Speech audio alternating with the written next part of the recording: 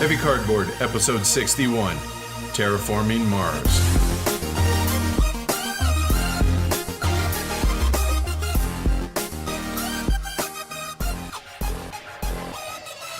Coming to you from Olympus Mons. Well, it's cold enough here anyway in Denver, Colorado to feel like it anyway. Welcome to Heavy Cardboard, where we talk medium and heavy strategy board games, war games, 18xx, and other related topics in the board gaming hobby. We're your hosts. I'm Edward. And I'm Amanda. So Happy New Year, y'all. Yeah. We made it. Yay, 2016's in the books. Thank God. Put to bed. Yes. I don't want to talk about it anymore. Me either. And we've been meaning to do this for a while, but we wanted to give a huge shout out to our listeners in Afghanistan. I know we have some. We don't know if they're serving or if they live there or what's going on, but just thank you guys for listening to us, and shoot us an email so we can find out who you are. And not just to Afghanistan, but around the world. Like right. the Heavy Cardboard Heard Around the World map that we have. We have folks around the world, which is still somewhat staggering and surprising to us, which it's awesome. Don't get me wrong. But yeah, interact with us. We love hearing from y'all. Yeah, so reach out, say something, say hi. And we're pretty approachable folk, absolutely. I think. So Final Inspect on the Basement is happening either the day this releases or on Friday. Finally. Thank God. We are almost there. Yes. So excited to move it in down there, get the table set up, get the games moved down there, the whole 9 yards. And I'm sure Matt and Dana are excited to actually have, more space than a little spare bedroom type thing. So yeah, it's really exciting, and promise once all that's done and everything, we will definitely Periscope, send pictures, et cetera, and do all that thing. Absolutely. We have been living in piles of games and piles of stuff for, 6 months now? No, it's been 4 months. And don't get me wrong, this is first world problems. I get that. Oh, you have too many. Now, we're not saying it like that. It's just the whole house has been cluttered because the stuff that we did store down in the basement, we haven't been able to put down there. So there's just piles of crap. Just stuff that you have to keep, like Christmas decorations, right? We finally have a space to put that, and stuff that isn't just boxes of stuff. So yeah, we're really excited to have that done. Yeah. Yeah, and we love the carpet that they use so much on the stairs that we ordered more of it, and we're going to have rugs made because, it's cheap and they're really nice. Yeah, a 17 by 12 foot rug, do you know how expensive that would be? Whereas... Or just getting carpet and have it edged and all that, having that done. Total for all 3 huge area rugs, it's like less than $500, which is less than that one 17 by 12 foot rug would be. So yeah, really excited about it. We're hoping that this coming Saturday's game day will be the last one on the main level. Yay! So Endless Game Day is still going strong, 65 days and counting. We'll link in the show notes if anybody wants to follow along. And honestly, the only reason I'm even, I don't know if you want to call it promoting it or anything like that, but just kind of sharing it, is trying to inspire folks to get away from the TV and spend more time gaming. We all complain, we never have enough time to game, this and that and whatever. How much time are we, and by we, I mean me and y'all listening, spend in front of the TV just vegging out, whereas you could spend that time gaming? So, hey, make better use of your time. And I have decided to do that, and therefore I'm 65 days and counting and loving it, having a blast. Plus, it helps y'all because we can talk about more games this way too. I'm toying with the idea of a endless game day for 2017, but I haven't fully committed to it yet, so we will see what happens. Because you've played every day so far this year. I have played every day so far, and it got me to thinking, we're going to be at the Arizona Game Fair that's being held January 21st and 22nd, so come see us. Yeah, we're actually flying down there on the 20th, and there's going to be like an informal appetizer, dinner, have some drinks, sit around and just hang out type thing the night before. If you go to, I believe it's ArizonaGameFair.com, you'll be able to find all the info, as well as Arizona Game Fair on Twitter. There's a Facebook page, yada, yada, yada. So it's in 2 weeks, and I know some of our listeners are going to be there. So looking forward to actually being able to meet y'all and sit around and play some games. Yeah. That sounds great to me. It's going to be fun. We want to thank the great folks over at Game Surplus for their sponsorship of the show. Fantastic folks, a great reputation, along with an ever-growing, amazing inventory of imported and hard-to-find games. Well, you can see why we're proud to be partnered with Game Surplus.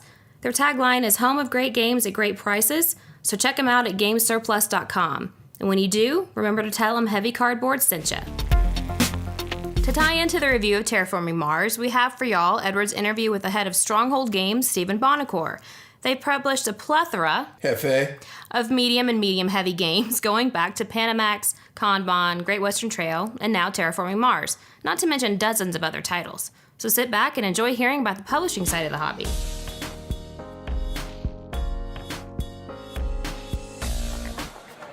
Back at Spiel 2016 on Sunday, the final day, and I'm amazed that you and I both have voices, Stephen. So I'm with Stephen Buonocore of Stronghold Games. Your voice sounds more raspy than my voice.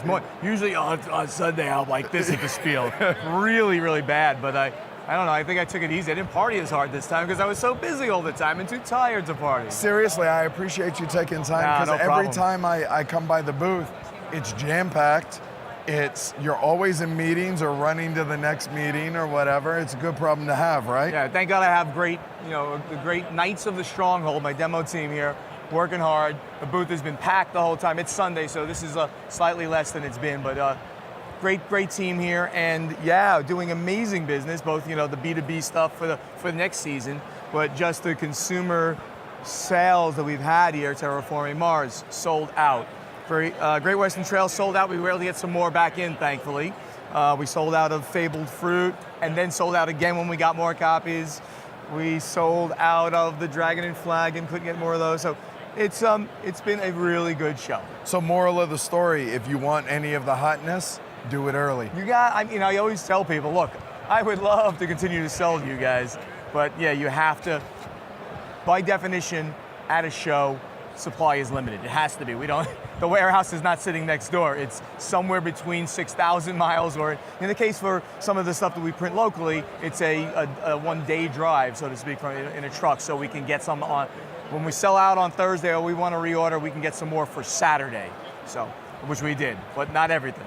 All right, so one of the things that a lot of people might not know about Spiel is this isn't just hey, let's go buy games. From the publisher standpoint, this is where you're meeting with a whole lot of designers, possibly signing future designs. Absolutely. So tell me a little bit that goes into that process. I should show you what my schedule looked like in the meeting portion of the schedule.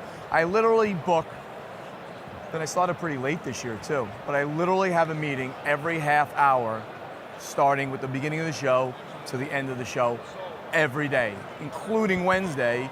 I take a few less on Wednesday because we're trying to set up, but it's an absolutely insane schedule. And we're now squeezing a 15-minute conversation in where I didn't have a slot for you, so I said, you know what? I'll let Paul take half of this meeting, and I'll come out and I'll talk to Edward. But this is all about, I do more business-to-business stuff here than any place else. Meet with new designers, meet with very known designers, and very importantly, meet with other publishers. And we already have a published game, and then we're going to look at that to bring to the North American market and the rest of the world. A lot of them are very small, so they don't have worldwide distribution as I do. So we get those games, we put the Stronghold, after we play it, we like it, Stronghold logo, make sure the English is good, and get it out to the rest of the world. So that's a big part of what I do here, and that's essentially all I do here, and I've got my great staff doing all the sales and the demoing and that kind of stuff for me. And I think that's interesting because, like I said, a lot of people don't realize that this is the biggest business time of the year for a lot of publishers. Yeah, without a doubt it is. Certainly for me, and I would say that all the Germans as well, certainly, and quite a few of everybody else does this too. Now, not everybody does the same kind of business that I do, the co-publishing. But that's a significant portion. So I'm going to be doing a lot of that here, and it's a very good time to do it because everybody is here that I want to work with, essentially. So what's next? So what do you have next year already lined up? Like I know what's coming for 17, or is that still somewhat in flux? Well, it's absolutely going to be.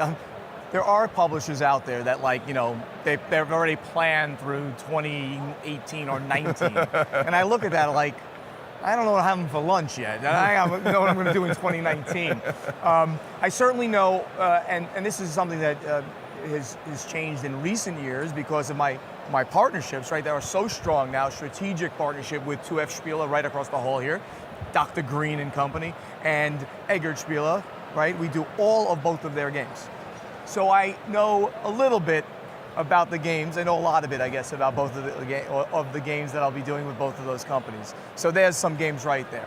But quite a bit of stuff is the stuff that I've not done work with, or I don't do all of the games of a given publisher. So that's what a lot of those other meetings are. I'm going to be meeting with them and grabbing those games, testing them out, and I will decide more or less by the end of the year, end of November even, what the entire schedule is for next year. I will have decided on 80% of the schedule by the end of the year. Okay. Now you said I will test them, but I'm sure you have a team that goes into all this. But do you sit in on that? Because you're a gamer. I mean, let's face it, you're not just... I'm the biggest dork in the world. Right. Absolutely a gamer. Yeah, what happens is, and the process is really strict, and it's one of these things that happens exactly the same way every year. I bring home 4 suitcases worth of games, essentially. I'm actually kind of surprised it's not a pallet. Well, no. I mean, you can't a pallet. I could ship a pallet, I guess. Maybe I even should because I don't go overweight in my bags. Then it might be the same price with the extra bags and going overweight. And no, we bring them home and we're talking 100 different games essentially that you're going to be fit. I mean, a lot of games. Some obviously very small, some big box games, prototypes. We bring them all back. I sort them out. Paul is my lead developer, Paul NKO. He's over there taking the meeting right now. We sort them all out and we kind of say, okay, well, who should take a look at this? And I send it to various people that they're friends and associates, and they learn them, they test them a little bit, and then we all get together and we play all of the short lists, right? So even that group would even be able to say, Stephen, you just don't want this, and I'll listen to why. And 95% of the time say, agree. If I say, well, I still want to kind of play that one anyway, let me see it, we'll do it. But we'll weed through that initial cut, and then we get together and play everything again that we kind of think is good, and then it culminates in this convention in New Jersey called Metatopia. And that's a designer-publisher convention run by Double Exposure, the guys who run Envoy, and we show it to some select people, actual gamers, alpha gamers that are there, and they give us more feedback. By the end of that, I'm at the 90% mark of what I'm going to select from this year's crop. Well, then there's the negotiation with licensing fees and stuff like that. So that's the process. Very strict, happens the same way every year. Interesting. I appreciate that. You're very welcome. So, for those that you don't sell out, God forbid there is anything that you actually have to bring home, what's that process like? Because in a perfect world, you sell out of everything, you have your 4 suitcases of games, and that's it, I'm home, that's it, no worries. Packing up here is well, I have a local logistics company, which is great, and they set up this booth. So this is my best booth I have at any show. You say, like, why can't you do this in the US? Because I don't have a company like the one that's here that sets this thing up for me. Everything looks really nice. Bookcases for games. I have a meeting area, storage area. They take and break down all that. As far as the games are concerned, we using brute force with the knights and me, we stack the pallets up, we wrap them, and then Ludo Packed, which is the logistics arm of Ludo Fact, they take them, bring it back to their warehouse, and then I organize containers of the games that are still there, plus this stuff, and we get them back to the US. I don't maintain any game presence, any stock in Germany really after the end of the show. It all goes back to because US. Even though it's worldwide distribution, you're focused on the US market, right? It's because my sales agent, which is PSI, and I've talked about them on my podcast a lot, great bunch of guys and gals, they are the middleman between me and the distributor. There's an extra layer there, they get a cut, but they are able to sell. They always. They always do. They're able to sell not only across North America, but then they sell across the world. So that's an exclusive agreement I have with them, that they sell my games, except at shows, of course. They sell my games to distributors across the world. So the games will come back into Europe, but they'll come back via PSI. I'll do a little pre-sales in Europe, but after that, everything comes out of the warehouse in Georgia. All right, 2 last things. Yes. One, Impressive energy still on Sunday. Thank you. It's I almost try. like you've done this before. Yeah, maybe once or twice. I'm learning. You're as good as me. Don't even start. Go ahead. And the second thing is, all right, I realize you never leave the booth, essentially. You are... I'm leaving right after this. I'm leaving. Oh, are you? Okay. Yes, Paul will be here. Okay, but it's meetings. Yes. So you don't get a chance I'm leaving to for really... a meeting. I'm not leaving to go play a game. Right, that's my point. So is there anything that isn't Stronghold that you're excited to check out? Even if it's not here, is there any specific designer or game that isn't you that you're stoked to check out, be it after the fact? I was just so stoked to meet Alexander Pfister for the first time. You're telling me? I interviewed him yesterday. He's so cool. He is so happy nice. and just so engaging. Yeah, he really awesome. is. So, and here's the funny thing. Egert Spiel came over and says, Alexander Pfister wants to meet you. I'm like, he wants to meet me? I want to meet him. He goes, he's right over there signing at Pegasus. So after he's done, he wants to come over. I'm like, interrupt me. Get me out of the meeting. I want to meet him. So we hugged it out. He came over, we hugged it out. And he is so on fire with his games right now. I mean, Great Western Trail is still the one that we just brought out. We immediately put that right into the Great Designer Series after he won his second Kenner Spiel de Jar. It's a game that you are going to love. You've played it yet, or I haven't had time, but I'm excited when I get home. Yeah, it's brilliant. He is on fire. I can't wait to work again with him, which I'm sure we will. We have a relationship now. Egert Spiel continues to have one, so that's the one coolest. That's the coolest thing that came out of this show for me, meeting him. As far as any other game, I can't really say there's another game out there that I really like. Fair enough. Only because I'm trying to buzz my stuff, and I'm not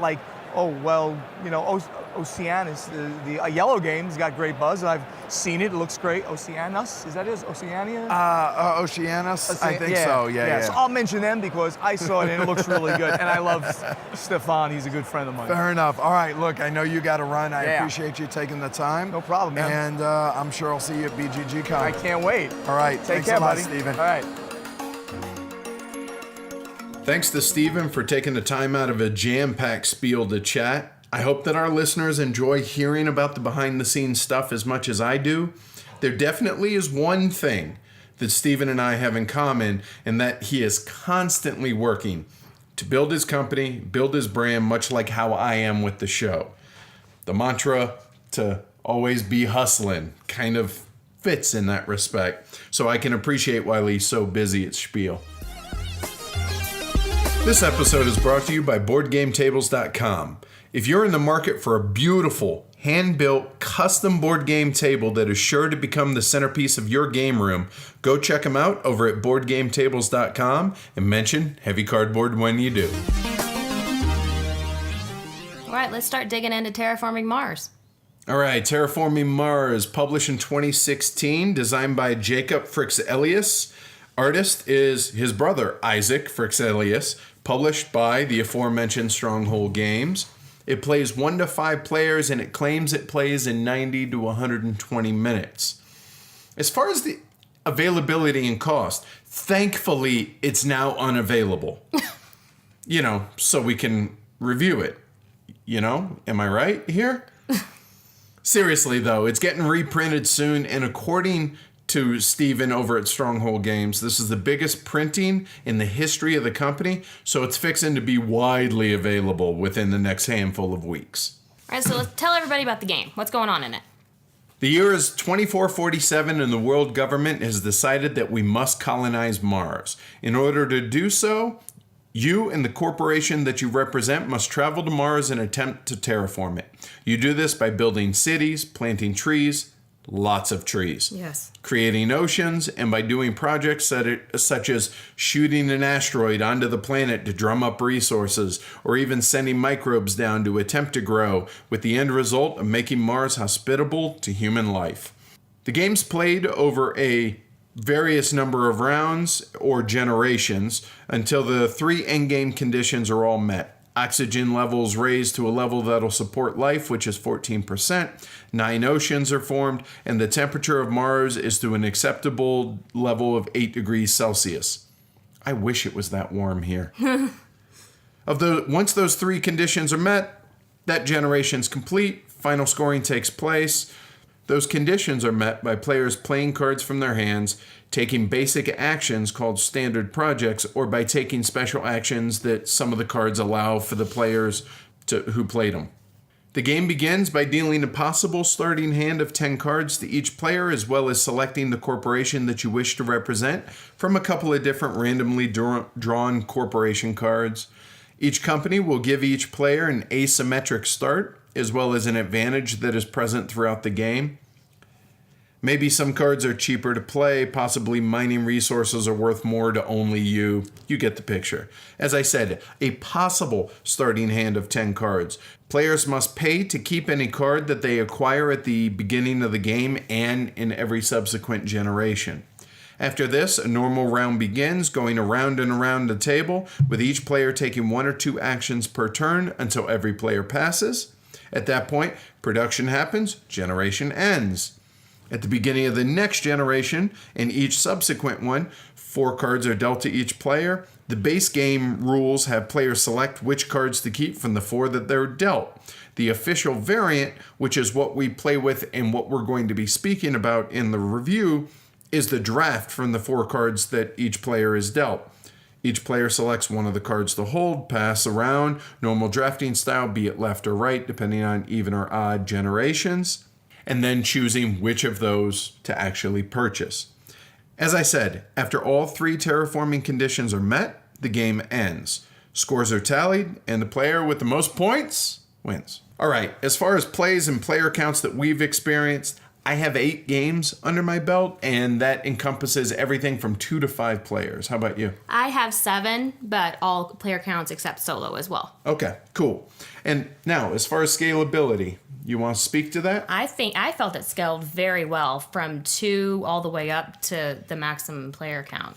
I would say I would agree with you and disagree with you. Okay. I would say it plays great 2 to 5. Doesn't scale worth a damn. Really? It doesn't scale. Yeah, it plays. Because nothing changes about the game. Yeah, that's a valid point. That's a valid point. Okay, fine. It plays well, all players. How about that? That I totally agree with, yes. But I think there is a scaling piece for the solo game, though, I think. But you start earlier or later. I don't know. But I know there is something. And forgive us. Hey, I'm sure Travis over at Low Player Count will handle the solo aspect of the game. So if you want to hear about that in depth, go harass him. Yes. No, just kidding.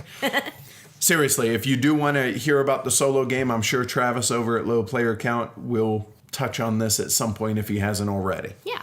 All right, so let's talk about the components. You want to start? They're not the best. The cards are very thin. Yeah, it's definitely a mixed bag, I would say. Yeah. The cards, they're a little thin, but I feel like they're standard. I don't have any issue with the actual thickness or the core, being ivory core or whatever it is that they are. The problem I have is the borders. Yeah, the fact that they're black bordered on the back, which is always a bad thing because of the fact that because you're shuffling these cards, they're constantly being handled. They're going to get worn out and everything. So that's a lot of cards to have to sleeve. Yeah. So a black border might not have been the best choice in that respect. It shows wear very bad on the back of the cards. Yep. The player cubes are translucent plastic. I think they look good. Yeah. They're fine. They're easily discernible between players. Mm-hmm. No qualms whatsoever with that. I think that was a fine choice. However, the resource cubes, they're plastic coated in a metallic finish paint to represent the 1, 5, and 10 resources. The issue here is we now have less than a dozen games with our copy of the game between friends playing it, even though we're not playing it and whatnot. You're talking roughly 10 to a dozen games. And they're already chipping and they're fading already, which I'm really disappointed in the quality of the resources. They impart a veneer of quality. When you first see them, you're like, wow, those look cool. Mm-hmm. But the end result makes it feel that it cheapens the feel and the appearance of the production, and that doesn't bode well for just the presentation of the game at all. The player boards, I also have an issue with. They're very thin. Yeah, they're thin cardstock is Yeah. all they are. They're not even cardboard. They're cardstock. Yeah, and it's so hard to keep it steady and unmoved, because if you bump it, all your stuff goes flying, and you don't know if you weren't paying, like photographic memory attention to it before you hit it. You have no idea if you had tin titanium or was that tin heat. I can't remember, and that's a pain in the butt. Yeah, plus there's a glossy finish which reflects light if you actually have a well-lit game room, so it makes it a little glary.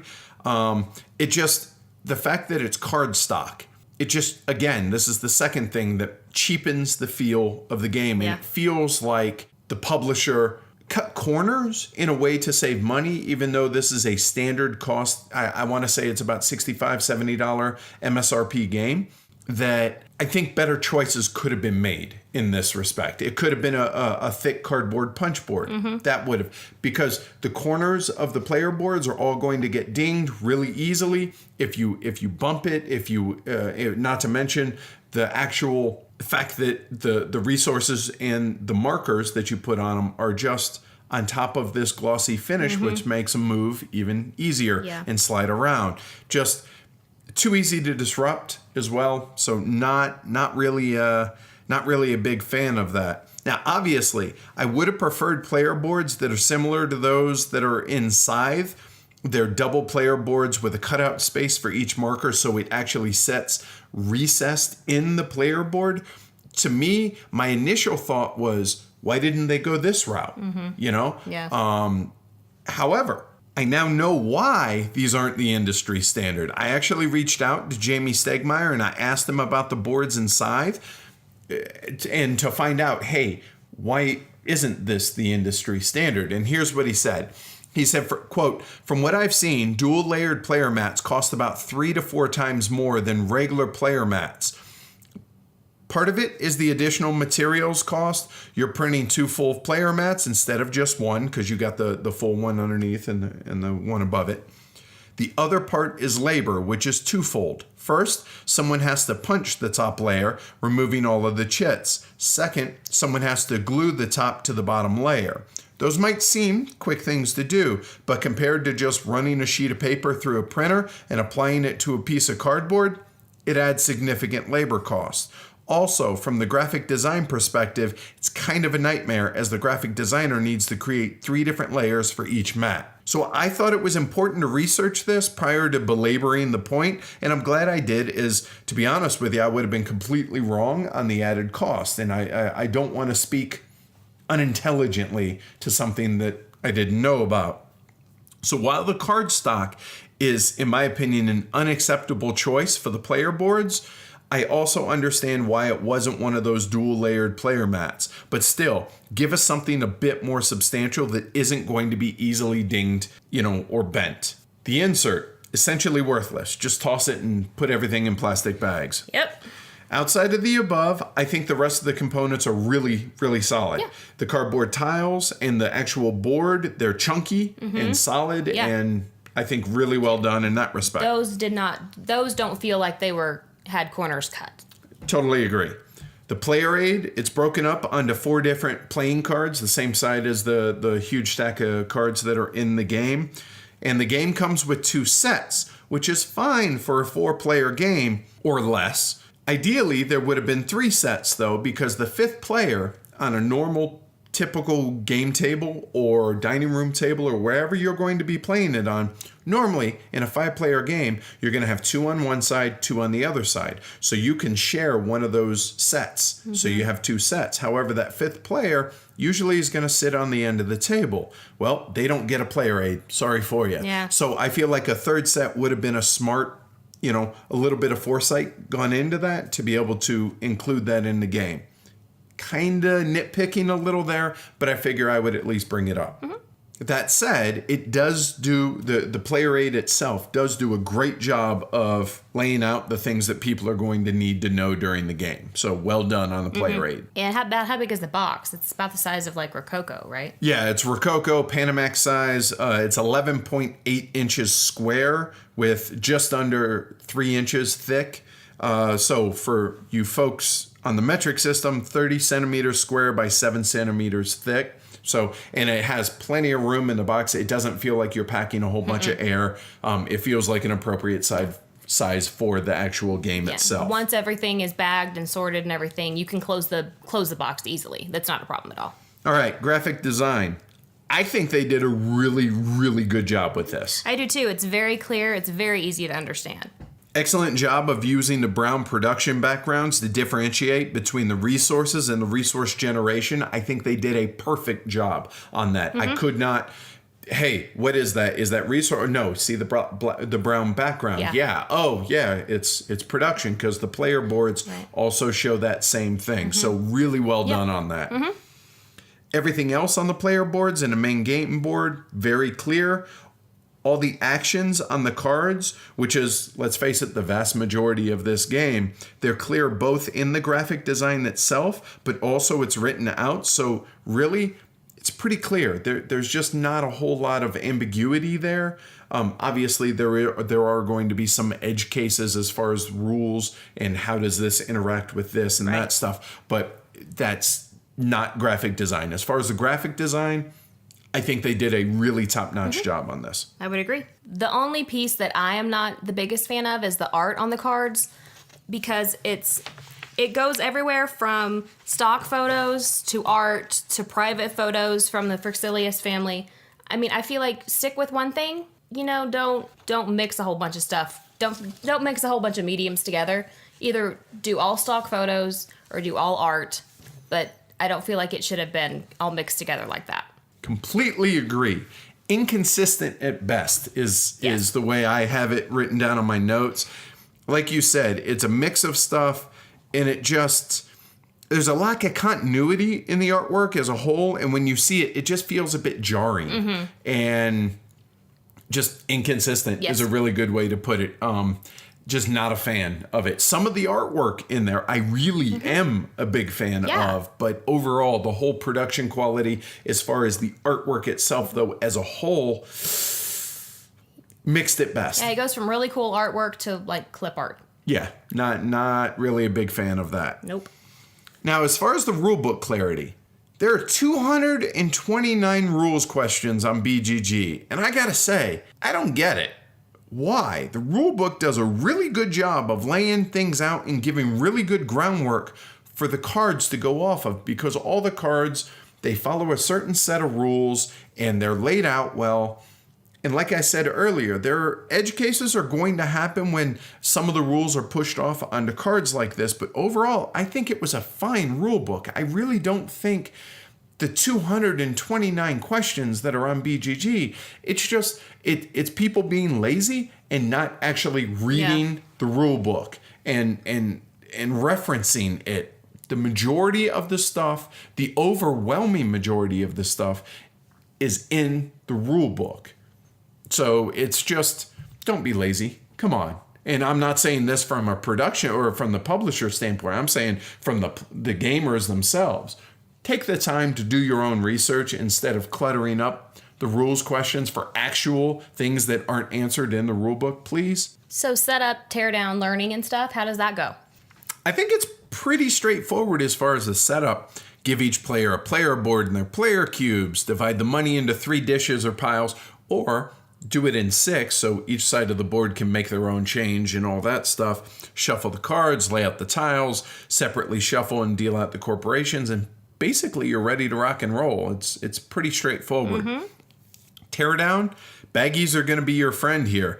Bag up the player pieces all in one 3x4 inch baggie. Bag up the resources by color, the bronze, the silver, the gold. Bag up the cards into a few different bags. There's a lot of cards, so it's going to need a couple bags. Finally, bag up the tiles into different groups, the different types of tiles, and you're all set and you're ready to put it back up. All right, teaching, learning. I think it's pretty straightforward and procedural. The way I do it is give a brief overview of the game and the end game conditions and the ballpark scoring range. Run through how a generation or a round works and that production is only at the end of each generation. Go through all the available standard projects and all the available actions, explaining the difference in the 3 types of cards. Give examples of all 3 different types of cards. cover in-game scoring, and basically you're ready to rock and roll at that point. Also, if you're drafting, and we think you should, explain how that works, which if they're playing this more often than not, people are going to understand how to draft. You go left one way, one generation on odds, you go right on the evens, and rock and roll. All right. So let's get into the complexity of the game as far as rules, complexity, mechanical, so on and so forth. All right, let's start talking about the game itself as far as rules, complexity, and kind of mechanical rules overhead and stuff. What do you think? I think it's pretty low here, Yeah. but what do you think? There's not a ton of rules in the game, and it can be taught to new players pretty quickly, from my experience watching it being taught. Like I said earlier, some edge cases are going to arise, but those are pretty infrequent. The player aids are great reminders, provided folks, actually use them instead of asking questions. But overall, rules-wise, it's pretty quick teach. It's a pretty quick learn, and everything's laid out on the player aids really clearly. So I think the complexity of the game's pretty low in that respect. However, moving into planning now. Yeah, there's a fair bit of planning. There's quite a bit. I mean, once your company card is chosen, that's a good starting off point and a good jumping point. But it's important to make sure that you're generating enough income and resources to keep your card play going, because you get these cards that you have to pay for. Some of them are so awesome that you just have to hold on to them until you can actually afford to play them. So you have to plan for that. Sure. Yeah. I think it's a fair mix of tactical and strategic planning. Like you said, you got your initial corporation and that initial draw of 10 cards, and it kind of helps give you a guide. Okay, I'm going to go in this direction. But the card draw and the drafting throughout the game is going to force you to kind of zig and zag towards your strategic goal. If you want to focus on building cities and plants because your initial hand draw and your chosen corporation is kind of guiding you there, great. However, you're still going to have to deviate here and there when the cards dictate. But ultimately, you can stay on target, or if you want, you can change plans partway through the game and try and go a different direction. So there is flexibility as well as that ability to plan the long-term strategy, even though there is that very tactical nature of what am I going to draft this round? Yeah, you kind of have to fly by the seat of your pants in some cases as well. But with the same thought that, hey, I know what I'm trying to do. Right. How can I make these cards work into that strategy? Yep. As far as luck and randomness in the game, I mean, come on. There's blind card draws. Those are the biggie. The initial 10-card hand, your all a blind card draw. Your corporation, although we tend to select from 2 or 3 depending on the player count. And then the 4 cards at the beginning of every generation. Drafting is going to mitigate this at the expense of time, meaning we only play with the drafting, but that also extends the game, the play length of the game markedly. It definitely adds some time to it, but we're willing to sacrifice that to mitigate some of that randomness. Yeah, that's what I was just about to say, is that I would much rather spend an extra 30 minutes, whatever, to play the game with drafting instead of not drafting. It doesn't seem anywhere near as much fun to me to not draft. That said, the randomness of the card draw does, I guess, a little bit reduce the weight of the game in a sense that I could also make a case, though, that it might add to it in a sense, because now you're having to adjust on the fly and you're having to, okay, I was dealt these 4 cards.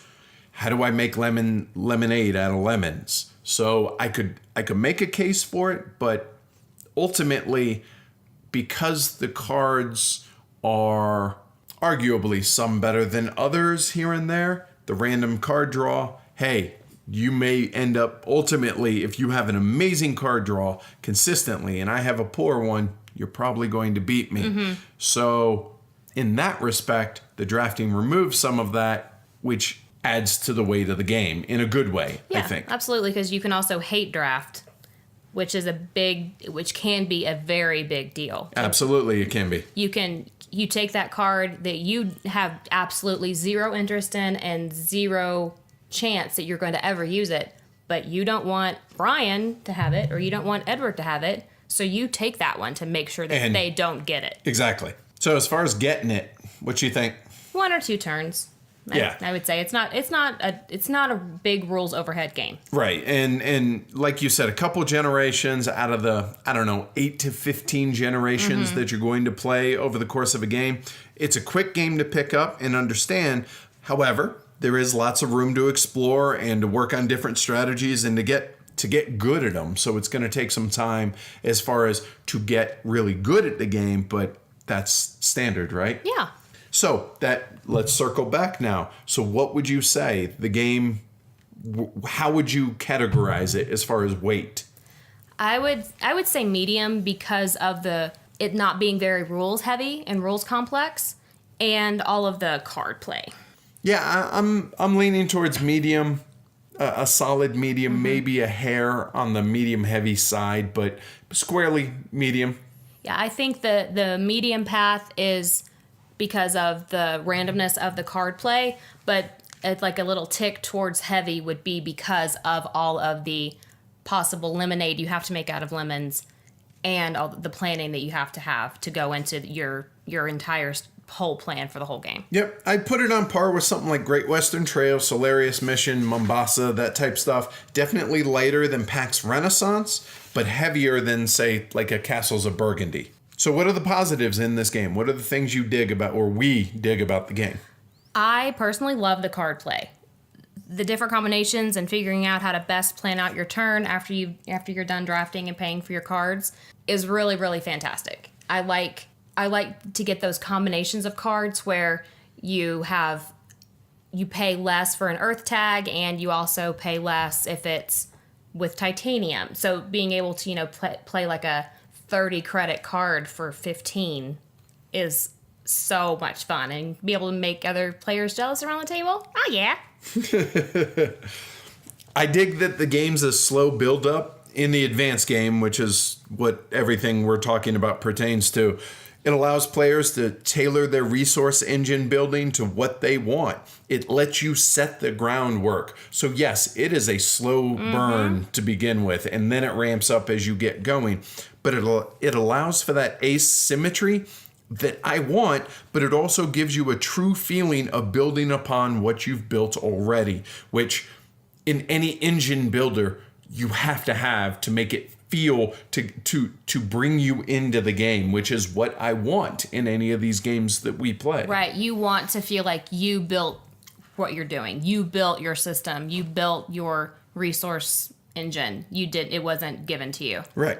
The standard projects, which are the static cost actions available to all players at any time, aren't the most cost-efficient ways of doing things, but having access to them when you desperately need them gives you options, which I think is important here. However, they come with the consequence that they're at a less than ideal cost, so that, yes, it's almost like I desperately need that extra ocean plate. Fine, but you're going to pay a lot more here than you would through a card play, but it's possible that you weren't able to draft something that you need to be able to do that. So this is a way to work around it, but it does come with a cost, and that cost feels appropriate. It feels like a valid penalty or consequence for not being able to do it in a more efficient way. However, it's not a punitive penalty. It's just I really don't want to spend the extra money, but I really have to, so I'm going to, that type thing. Yeah.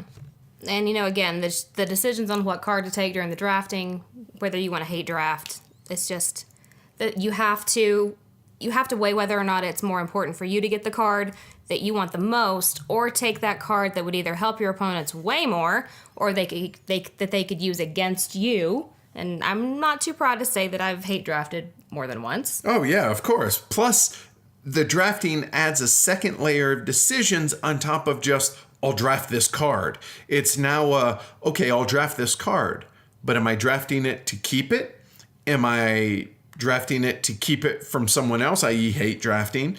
Or am I drafting it in the hopes that something else will help me with the other cards that I may draft this hand or in subsequent hands? So it requires you to choose, okay, great, I drafted this, but now I have to pay for it if I want to keep it. How bad do I want to keep it? Yeah, it's not a card that I can use right now, but maybe 3-4 turns down the road, I'm going to be able to use this card, and I'm building towards that, and that's going to help my plant production because I'm focused on building, plants and planting trees and all that. So I want to be able to hold on to this card, but man, do I want to spend the money to keep this card right now, even though I can't use it for another half hour, 40 minutes later into the game. And I love extra decisions. Extra meaningful decisions, always a good thing. On its base level, it's a recipe fulfillment game. You have to have the right number of resources, money, titanium, steel, whatever to build your cards, and you have to have the right number of plants to build a greenery. You have to have the right number of heat to change the temperature, etc.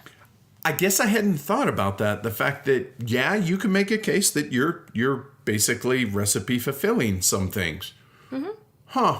Yeah, I would have never said that myself, but I could at least understand where you're coming from with that. Totally, yeah. So your initial 10 card hand, you still got to pay for those cards. And they give you the options if you want to set up for the long late game, or do you want to jumpstart your engine like, oh, this is only $2 and I can play this early and get something for it, and that's great. Or you can get these really big 30, 35 credit cards that going to cost a lot of credits or money, whatever. And it gives you that guide, but it doesn't hold your hand at the same time. And I appreciate that. It's also fun to try different strategies because there's not one obvious path to victory. No, I think they're pretty well balanced across the board. You can go a bunch of different directions with this. Yeah, it can be fun to experiment with, microbes or animal cards, or focus on greeneries, or focus on city growth, or focus on Jovian tags, or earth tags, or there's tons of different ways to go about the game. Or a little bit of this, a little bit of that. I've seen everything work, which is a good sign, right? I would think so. I think so. So speaking of which, the luck in the drawing of the cards can be mitigated. And this is talking about if we're not going to draft. I don't know why you wouldn't, but indulge me. It can be mitigated by planning ahead and keeping in your hand of cards that you can play later in future turns, like I had mentioned earlier. I can't play this card right now, but I might be able to play it later. And if I have this in my hand and I can play it later and I get a bad draw, at least I have stuff I can do. I'm not out of cards because I was piss poor at future planning. Well, that's on you. That's on you, the player. You didn't plan and anticipate getting a bad draw. Yep. Okay, you know what? You should have. Had you done that, even though maybe you've gotten a few bad draws or less than ideal draws, there are ways to mitigate it. It just required you to plan for those things. So that part of that random draw is within players' control. Even if you get a bad draft, maybe you just didn't get a whole lot of cards that really help you with your engine and the direction you're going.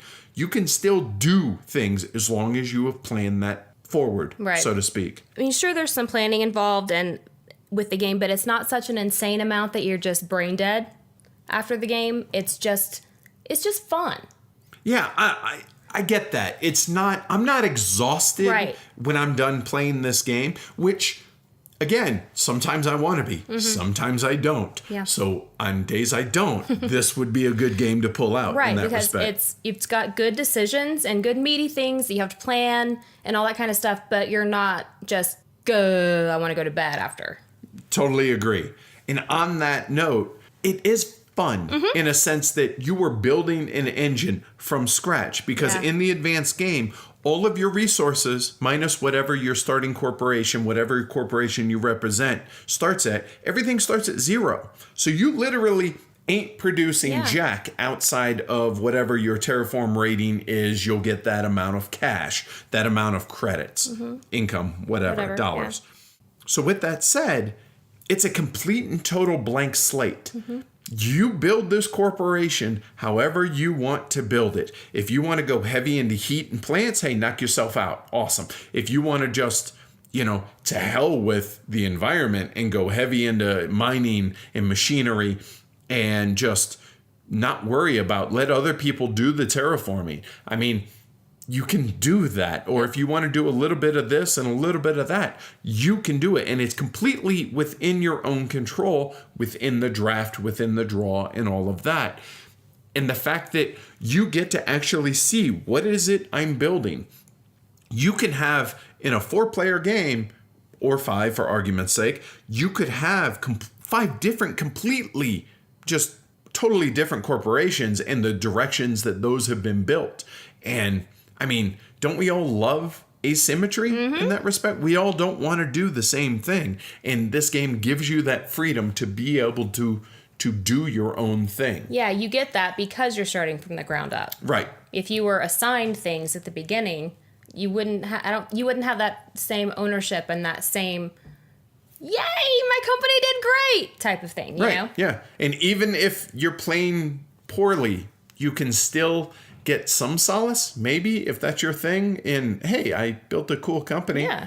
I was Mars conscious. Can't really be Earth conscious because Not Mars, really. right? Yeah. And I love that it plays so well under all the different player counts we've tried. It wasn't, because there are some games where, you know, like the 3-player game, like Through the Ages, where the 3-player game is the, you know, 1 or 2 or 3 is the best player count.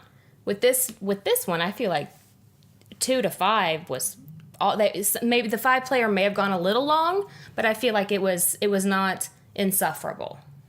Insufferable is a good way to word it. Yeah, I totally agree with that. This is another game that surprised me at 2 players in that, like a Food Chain Magnate or Arkwright, I really didn't have high expectations of the 2-player game because, let's face it, this game doesn't scale. You still have to peg out the 3 things to terraform Mars, and now you just have less people working towards it. However, the lack of downtime in the 2-player game, and it just went bing, bing, bing, bing, bing. The time flew by.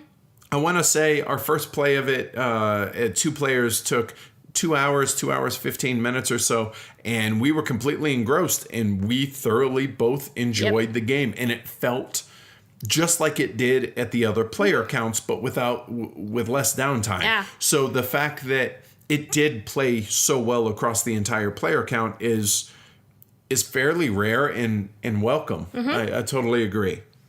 As far as theme goes, though, I think the theme is just cool, and it feels that it's well integrated. It's very much not pasted on.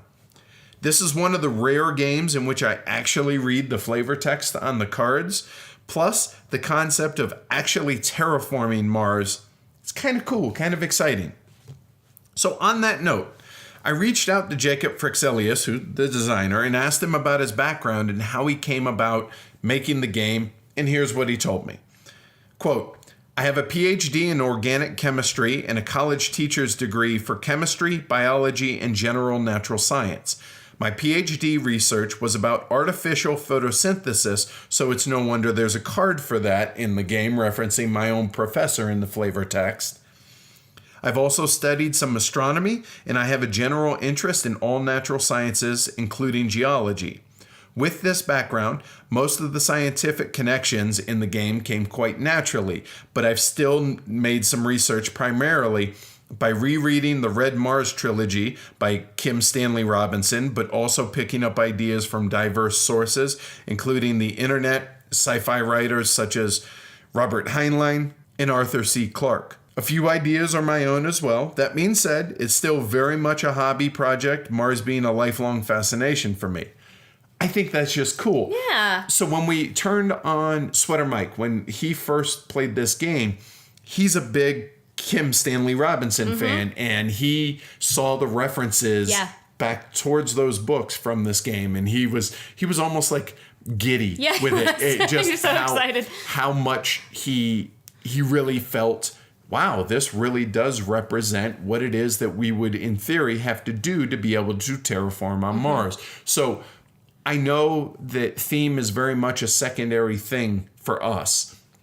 However, when it's done well, I think it only expands the enjoyment of a game. It's not going to necessarily detract if it's not super great, but this is a game in which it genuinely enhances Yeah, the enjoyment of the game. If a theme is very well researched and well integrated into the game, it's going to make me like it more. Yeah, and I think that was done marvelously well here. It was very well. So the milestones and the race to claim those milestones. So they cost $8, and you just have to qualify for them. And there's a little bit of that race game in that there's only 3 spots, and they're 5 points apiece. Who's going to get them? And a lot of times you get so caught up in building your engine and trying to do all this stuff, it's easy to lose sight of those until someone chooses one, and then everyone's like, oh, I forgot those. Yep. So then all of a sudden they're gone like that. But if you're able to manipulate things just so right, it's possible to claim 2 in one turn, and you have a leg up on other players. I'm not a big fan of race games in general, but where it's a small part of the game, but an important part, no argument, but a small part, I like that it incorporates that into the game. I appreciated that. And on that note, the awards. Same thing. Just because you claimed one, and it's your choice of what's going to be final scored, doesn't mean you're going to be the one that's scoring it, or that you win it, or that you even take second. You hope so, sure. If you wait to know which, oh, look, I have all these heat resources. Heat's almost pegged out. I'm not going to be able to spend these. Oh, look at this. It might be too late and somebody has already claimed them. Or if it's not too late, now they're so prohibitively expensive, $20 to be able to claim that third award. Maybe you can't afford it now, and oh, sorry, you waited for the sure thing, and now it's not a sure thing because you can't afford to actually purchase it. The game has really quick turns and really smooth gameplay. It's 1 to 2 actions, and boom, next player up. However, that's dependent on the players. Yeah. If players are not planning on their turn, and we'll get into that about AP and how much downtime there can be, but again, that's a player issue. That's not a game issue, I feel like. I agree. However, the 1-2 actions, it allows for potential stalling in a good way. I mean, I see that Matt has 8 heat sitting on his board, but he hasn't spent it yet to increase the temperature. Well, I need the temperature raised up 1 step so I can play this card. So maybe I don't take both my actions each turn. I'm only taking one, and hey, it's your turn. Go ahead. So that I can stall a bit and hope he does that so that it opens up my ability to play this card, which then allows me to do this other stuff. But wait, does he see that is he wondering why I'm only taking 1 action instead of both of my available actions?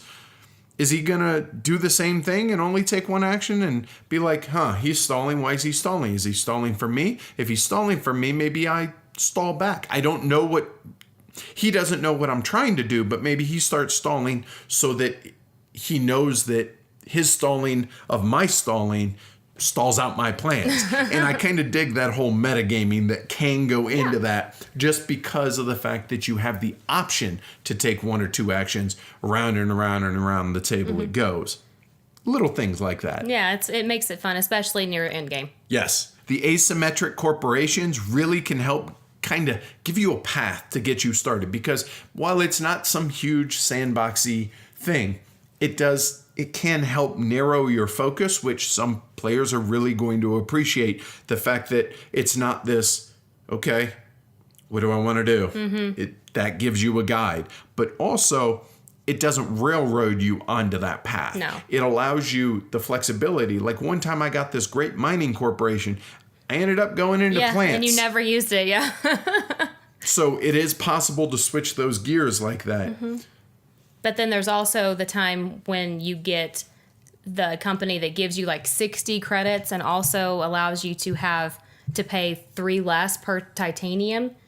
And I use that to my full capacity every turn. It ended up to where you were getting 5 or 6 credits worth for each titanium, to where these massive cards that the rest of us couldn't play, you were like, oh yeah, here's 4 credits. Exactly. Yeah, here's 2 titanium. And everybody's like, wait, what? Yeah, exactly. So I love the variability and the asymmetry that the game provides there. So with the sheer amount of cards and the various paths to victory that we've already talked about, there's a ton of variability and replayability in this game. Yes, after you played this game a bunch, you're going to recognize, oh, hey, I know there's a few more of these cards. I haven't seen those. Maybe somebody drafted them. Right. I don't know. Because the discards are face down, and so you don't know what people have thrown away and what's in their hand. So I like that little bit of unknown, because it fits with this. You don't always know what every corporation is going to be doing. So again, with the theme and with the scope of the game, that seems appropriate. So the last thing here is some folks have asked why bother tracking the generations, because there's a cube that you can use to track the generations in the game, because the game isn't dictated by playing X number of turns. It just ends when it ends, when the 3 terraforming things are pegged out. Well, there's 3 reasons, at least in my take. First, remind you, odd or even, which way are you going to be drafting? Are you passing to the left, pass to the right? The second, remind you who's the first player. Because if we know that I started the game and we're on round 9, we know whoever's to my left in a 4-player game should be the first player, and that, oh, hey, we forgot to pass it. Okay, let's pass the first player marker. So that's a nice little thing. And the third thing, for those of us that track our plays, it's nice to see how many generations a game went, to be able to, hey, at 4 players, right, maybe it goes in this range normally, or at this amount of players. And it's also nice to be able to give new players a ballpark idea of how many generations or how many rounds a game is going to go. So I just thought I would mention that as well. All right, so flip side. Things you're not too terribly keen on in the game. You want to start? AP prone players can be hard to play with, especially if they don't plan ahead when it's not their turn. That is the biggest thing. Yeah. Your job playing this game is to stay involved in the game, see what's going on, and to plan out your turn in advance. If you're not doing that, you're being disrespectful to everybody else that's sitting there playing. So don't be that guy or gal. Right. Just don't be. So that's a player thing, not a game thing, I think. But I agree with you totally. I can see both sides of that, though, because I also can be prone to AP at times, and well, I mean, we all are at times. Yeah, it's just it can be hard sometimes, though, to plan your entire turn when it's not your turn. That can be hard. But at least have a ballpark idea of what you're going to do. Exactly. So that can be very draw or luck dependent without drafting. In my opinion, drafting is the way to play it. However, it's going to add time to the game. How much time? I'll be honest, we didn't time it, but my guess is it's going to add 30 to 45 minutes onto the gameplay. Yeah. But it's worth it. It makes the game better, so I think that's a good thing. And again, it's an official variant that's in the rule book. The production issues and the artwork issues that we talked about earlier, don't want to harp on that anymore. The player boards and being able to bump the player boards too easily or drag your sleeve on it or whatever. It's frustrating. It can be pretty fiddly, though, with all of the different things you're having to track. Yeah, there's 6 things, 6 different resources that you're tracking, but again, if that's fiddly, then hey,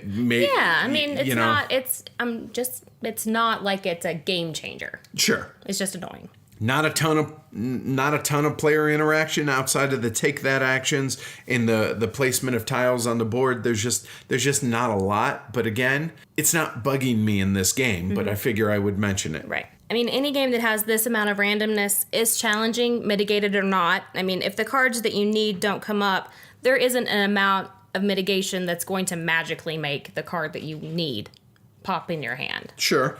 But then again, maybe you should have done a better job of not needing that 1 card or that 2 cards. Exactly. And not letting your whole strategy revolve around that. So again, is there randomness? Yes. Is there those blind draws? If you're not drafting, then yes. Or even if you are, I guess, because what if somebody else took the card that you wanted? Great. Well, learn to make lemonades out of lemon. So counterpoint on that, I would say. The game can run long and sometimes too long, in my opinion. There have been times to where I'm like, okay, I'm ready for this to be over now, which is not a good sign. So basically, it just overstays its welcome. Some games, not every game, but some games can. And that's partially a product of the draft. But even so, if players are too focused on building their engine and they don't just switch gears to point generation or to focus on terraforming Mars, which is actually the way the game ends, the game can drag and the game can really feel longer than it should take. And that's a hard thing for me because I feel like the game should prevent players from being able to overextend it, but at the same time, that also falls on the players to, hey, look, we need to focus on actually ending the game at some point. And if you think you're winning, you should be doing that anyway. So I don't know necessarily that is a player thing or a game thing, but there have been games where I have felt, okay, I'm ready for this to be done now. Right. Last thing that I have is that the take that cards can feel a bit out of place at times. Yeah. Although they are put there as brakes, and by brakes I mean like pumping the brakes on players' engines for certain cards or certain paths that may otherwise be overpowered. They're there as a foil to those things. So they're a necessary thing, but they can feel at times, especially early in the game, they can feel a bit arbitrary. Although they're only speed bumps, though. They're not some devastating moves. They're, hey, lose a handful of plants. Yeah, maybe it took you a couple turns to get those plants, but they're speed bumps. Some people might not like them regardless, even though the take that aspects are optional. You don't have to do those takes that things in the game, but they may give other players too easy a path if they're not used. So, but either way, it is an option. And I did find that there are a couple of player generated variants that I thought, that seems to make sense and that could work. One of which is until milestones are actually claimed, which you can't even claim them until, I would say, at least a third of the way into the game. No take that cards are allowed to be played. So anyway, I came across a couple, and if you guys are interested, we'll link them in the show notes and throw them out there. And we're not endorsing them. I just thought they were cool ideas that if that type of thing's going to bug you. But other than that, I think that about sums it up as far as the negatives. Speaking of negatives, comments on the game that I read throughout various places on the internet, the overwhelming majority of the negative comments that I read were all about, hey, these are unbalanced and there's too much randomness because very few people seem to draft or they feel like the draft doesn't fix it. So I didn't go through and get a whole lot of comments on that. There were a couple that I found that I wanted to at least highlight here. The first, quote, "It can be very random with the cards, but it's like the randomness in Race for the Galaxy. Experienced players know how to shift with the cards or make the most of a draft hand that they didn't land you any gems. Again, lemonade out of lemons." My favorite quote that I've ever read regarding this game. "I found every corporation is overpowered when someone else is playing them. Oddly enough, they seem underpowered when I play them." So yeah, that's I think that pretty well sums it up. Yep. Hi folks, this is Martin Wallace. You're listening to Heavy Cardboard. Terraforming Mars is a very well put together game. It feels well researched and well play tested. Component issues and randomness aside, in all of my 7 plays of this game in preparation for this episode, I have enjoyed each one and I'm not tired of it at all. I can wholeheartedly recommend playing Terraforming Mars. You'll enjoy your play. Have fun terraforming. It's just a fun game, and the game screams theme. Again, we've harped on this numerous times. Theme schmeme, yeah, I get that. But it's really well done here, and it really helps bring you into the game. This is a tableau builder done right, and it's a game that, I'll be honest, at 8 plays at this point, which I'm a bit of a cult of the new, or I get tired of games easily, I'm getting to that point with this game. except until it actually hits the table. Then I'm super excited to play it again. And I hope that explains the draw of this game, that it's one of those games to where you really feel like you're doing what it is that you're supposed to be doing in this game, and it draws you in. So the theme very much carries the game. It's a really enjoyable, really fun tableau builder that I think is just done really, really well. So kudos on that.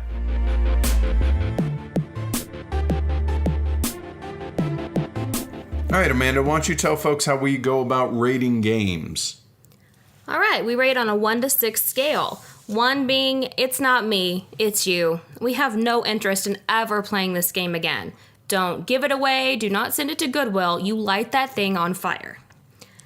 2 is, it's not you, it's me. We simply just don't like the game. There's just not anything that we like about it. 3 is, we feel the game is below average. There may be some redeeming feature of it, but 4, we feel the game is above average. Mechanically or in gameplay, there's something good going on and we may wish to own a copy. 5 is a terrific, even great game. We really strongly like the game and are likely to own it. 6 is a Hall of Fame game. No brainer, drop what you're doing, run out, and buy it now. All right, as far as a rating, Amanda, what you got? I have this one as a 4. There's cool stuff going on in the game. There's a lot of cool stuff going on in this game, I think. Yeah. But for me, the thing that keeps it at a 4 for me as well is on more than one occasion, I've looked at my watch or I've looked on the microwave and been like, what time is it?